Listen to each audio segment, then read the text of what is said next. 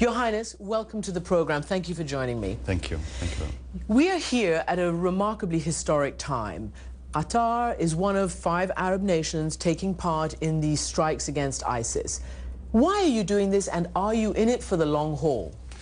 Well, we're in it because we believe that this is a dangerous, dangerous movements happening in around our region, and we're going to stay in it as you said, for unfortunately it looks like we're going to stay for a while. Everybody, not only Qatar. So we are in it. We believe that we have to counter terrorism, and that is why we are in it. We've been asked by our American friends if we can join, and we did. Secretary of State Kerry, President Obama himself have said that this is not about President Assad at the moment. Yes, there's been a 3-year war. Yes, everybody said Assad must go, but this is only about ISIS. Do you agree with that? Honestly, no, I don't agree. I agree that we have to counter terrorism, yes, but I believe that the main cause of all this is the regime in Syria, and this regime should be punished. As you said, it's more than 3 years now war, and the environment that the Syrian people have been living in, it will create this violence. And we've been saying that from day one, that if we don't stop the bloodshed in Syria, and we don't stop Bashar committing genocide on his own people, this is where we're going to reach. Unfortunately, we are in a situation now that the Syrian people who demanded for their freedom are between a regime, brutal regime, and terrorist acts. So I think it's a whole thing that has to be solved. If we think that we're going to get rid of terrorist movements and leave those regimes doing what, this regime especially, doing what he's doing, then terrorist movements will come back again. So how far can you just agree to be striking ISIS? Will Qatar do something else?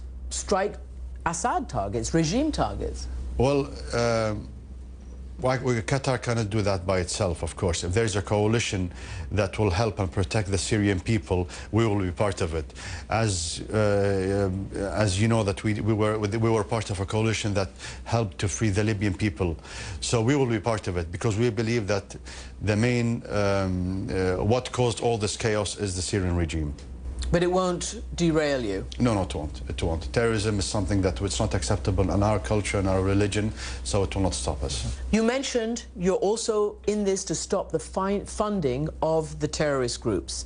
As you know, this is something that President Obama, in fact, all world leaders are saying the only thing that's really going to stop it is the funding. Qatar has been blamed, criticized over the years for either funding or allowing sympathetic sheikhs, mullahs, sympathetic rich people to fund these movements. Well, we have to see the difference between movements. I know that in America and some countries they look at some movements as terrorist movements. In our part of the region we don't. But if you're talking about certain movements, especially in Syria and in Iraq, we all consider them terrorist movement, and we don't accept any fund for those, and we don't accept anybody funding those groups. Will you stop them? The people who go to the mosques and whip people up and say we've got to, you know, help jihad?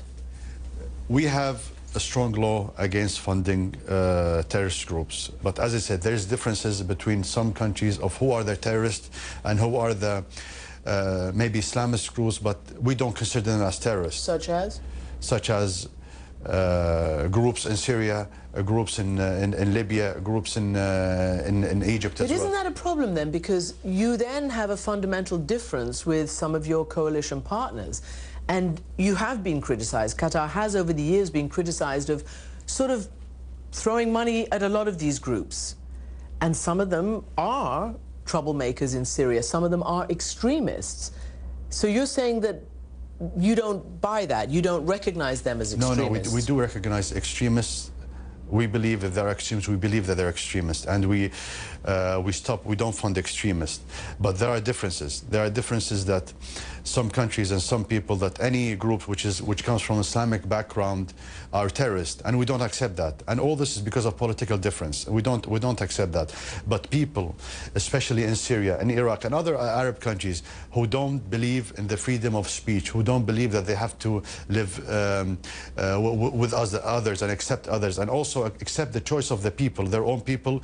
Those are the people that we don't fund. Other than that, I believe that we will make a big mistake for any Islamic movement that we have differences, ideology differences with them. I'm talking about some countries to consider them extremists. I think this is a big mistake. It's in danger. Other than that, extremists are well known. Terrorist groups are well known, and we know them. Everybody knows them. So let me ask you specifically then, because this is obviously key to all of this. Some of the Arab coalition partners taking part with you have had differences with you over, for instance, the Muslim Brotherhood. You supported the Muslim Brotherhood in Egypt. Now they're out. You housed them, a lot of them, once they were flushed out. And also Hamas. Obviously, the United States believes, and Israel and many other nations, that that is a terrorist organization. You don't. So does that mean you keep funding them? Going back to the first point that you mentioned, that we had differences with our with some of our brother neighboring countries. It is true, yes, we had differences. There was a confusion in the beginning of the Arab Spring, and for everybody, especially in our region, because it happens in our neighbors, in neighboring countries. Everybody took a different step, foreign policy. We took our foreign policy, which we believe was right at that moment, that we helped and we stood by the Arab people who demanded for their dignity and for freedom. What happened after that election? Egyptian people elected government or elected the Muslim Brotherhood. We gave aid to the Egyptian government before the Muslim Brotherhood, during the military government after the step down of Hosni Mubarak. People were saying that we support the Muslim Brotherhood. We don't support, we support the Egyptian government. We supported them during Mr. Tantawi. We supported them also during the Prime Minister Issam Sharaf. We supported them during Ms. Morsi, and we support them also during the former President Adli Mansour, and we still support them. So something to do with the Muslim Brotherhood. We know that Muslim Brotherhood, after what happened in Egypt a year ago, after the coup that happened in Egypt, many of them left, and some of them came to Qatar because they were threatened and they were afraid. So yes, they were in Qatar, and they were safe in Qatar as long as they didn't practice any political or any ideas. They're always welcomed in Qatar. Are they still there? Some of them are still there. Some of them are leaving because they believe that this is the moment for them to practice politics, and they know the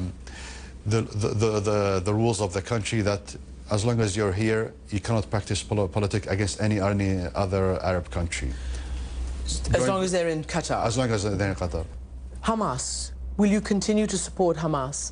We support all Palestinian people. We believe Hamas is a very important part of the Palestinian people.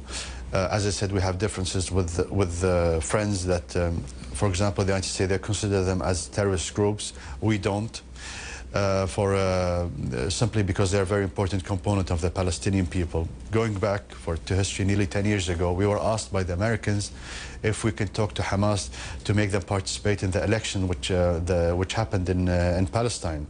And we spoke to them very honestly. It was my father who spoke to them, that we were asked from our American friends that you participate in the next election.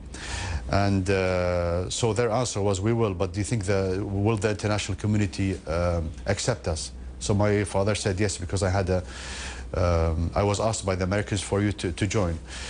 So it happened. So the thing is, what is the difference between Hamas 10 years ago and Hamas now? I believe the difference is that Hamas are more realistic now. They believe in peace and they want peace. But it's for the other party to believe in peace as well and to be more realistic. Under your father, there was certain reach out between yourself and Israel, Qatar and Israel. That seems to have gone by the wayside. In fact, an Israeli top diplomat calls Qatar Club Med for terrorists. What happened, and how do you react to that? Well, we believe in peace, and we, since 1991 and 93, as the Oslo and after Oslo, we believed in peace, and we helped a lot in trying to make a bridge between the Palestinians and the Israelis. I think the war in Gaza a few years ago, of course, after we cut our official relation with Israel, the amount of dead people and innocent people, this is that is why, as I said, we cut our relation with Israel. But in the same hand, we believe that the only way to get out of is to have peace between the Israelis and the Palestinians, because we believe in peace, and this is the only way that we should all work together to put pressure on both sides to reach the peace solution. Could you imagine restarting such a relationship? I mean, it was an important relationship with an Arab nation. It was an important relationship. We can't start the relation. It's not will we or not. I don't think we have a problem in starting the relation with the Israeli, as long as they are serious in making peace and providing and protecting the Palestinian people. Your Highness, stand by. Okay. We're going to take a break and come back with much more of this conversation. Okay. And just before we do go to a break, remember that this is the first such coalition of Arab nations and the West since the first Gulf War back in 1990-91, when a massive alliance gathered in Saudi Arabia to launch air and ground attacks to liberate tiny Kuwait from Saddam Hussein. Qatar was one of those 39 countries, and yes, so was Syria back then. I was aboard an aircraft carrier in the Red Sea as that war began. The commander says the Red Sea battle force is close to neutralizing all its targets, which include not only airfields, communications and command and control centers, but also chemical and other weapons production plants. Now, as this alliance goes after ISIS in Syria, I'll have much more with Sheikh Tamim bin Hamad Al Thani, including Qatar as the controversial World Cup host 2022.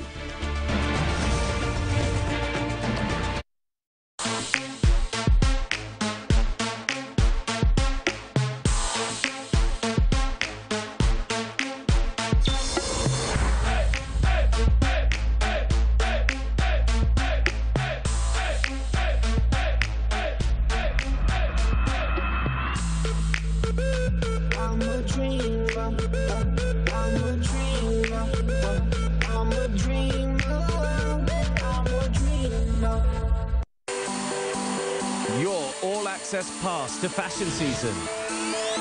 The icons, the powerhouses, the multi-billion-dollar business. Go beyond the catwalk at Paris Fashion Week. Join us in one of the most fashionable places in the world. Fashion Season Paris, tonight on CNN. In association with Sofitel Luxury Hotels.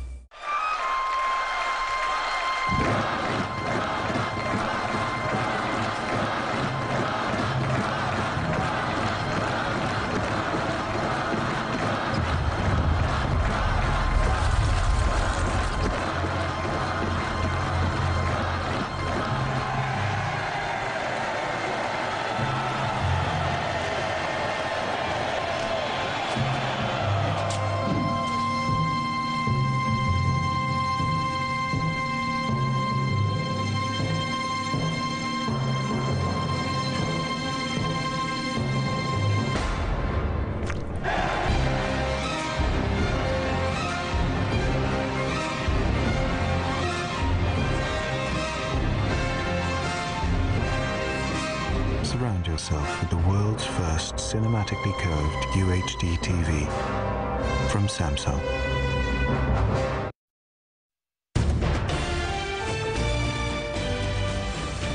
Welcome back. We continue our conversation. Qatar, over the last decade plus, has gone from being the little emirate that could, that everybody wanted to be friends with, that people were so impressed that you'd been breaking out of what was perhaps a conventional wisdom kind of mentality in the Middle East, to neither friend nor foe. People are wondering, what is your vision? What is your strategic vision of foreign policy? Some have suggested that, yes, you have a relationship with the United States, but you're neither an ally nor you're really an enemy, because you sometimes back different sides of the coin.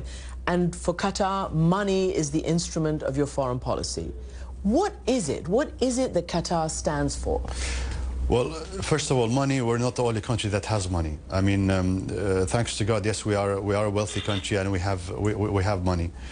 Our foreign policy is very simple. As I said before I answer the question, since 4 years now, with all the the Arab Spring things going on, there was a confusion.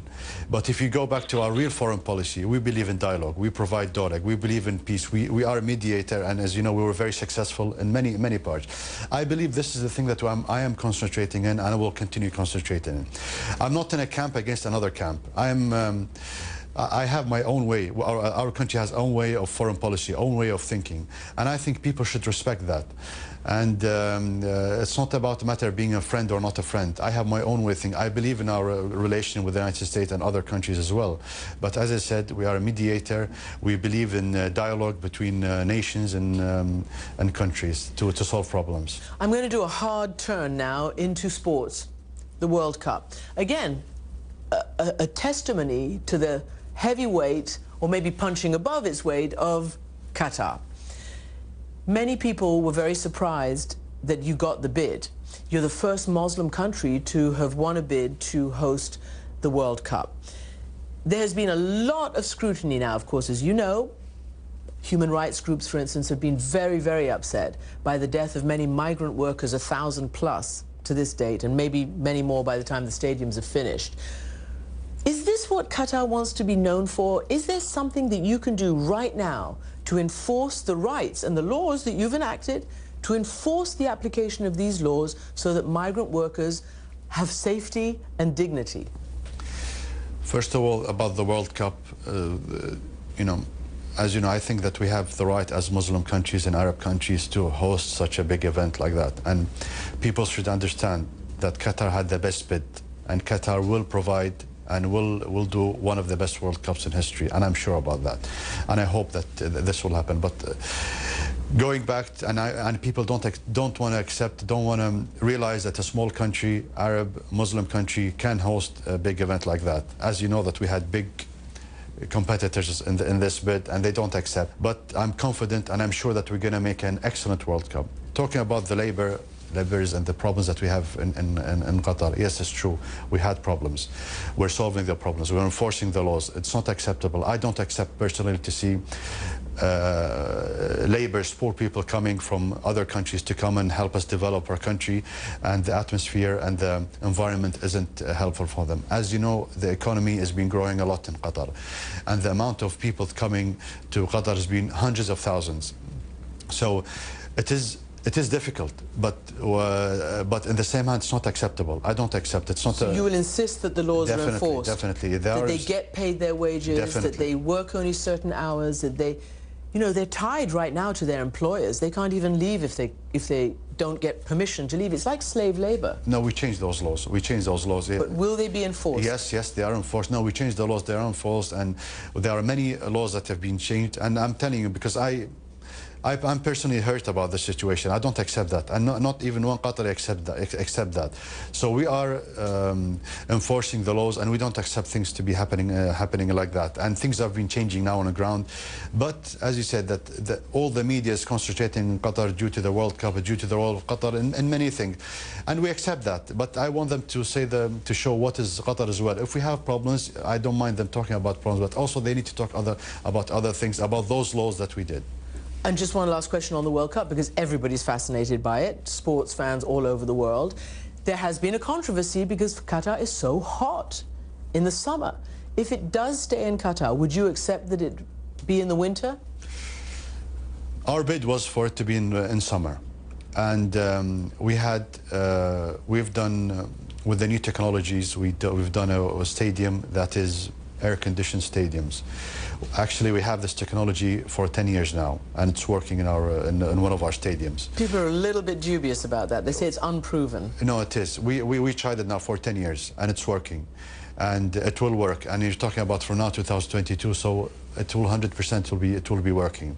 So the atmosphere for athletes, or for the football players, and for the fans, and for the training grounds will be excellent. And we've tried this, and fan zones as well will be excellent. We tried it in the last World Cup. There were fan zones around Qatar, and there were thousands attending. It was an open air, but it was air conditioned. So, no, for the heat, there won't be any problem. So would you accept that it be in the winter? I just say because FIFA, the medical community, others. I agree with you. For me, I will accept if to choose the best time for the atmosphere, but I think our bid was for the winter. At for the end, summer. For the summer. At the end, it's up to the FIFA to decide when is the best time. But for us, we're ready for both because we need this technology. As you know, our summer is quite long, so we will need this technology to play more matches and for our league and also for international games. So we will need this technology, whether it's going to be in the winter or the summer. On that note, Sheikh Tamim, thank you so much for joining me. Thank you very much, and I'm happy to be with you. Thank you.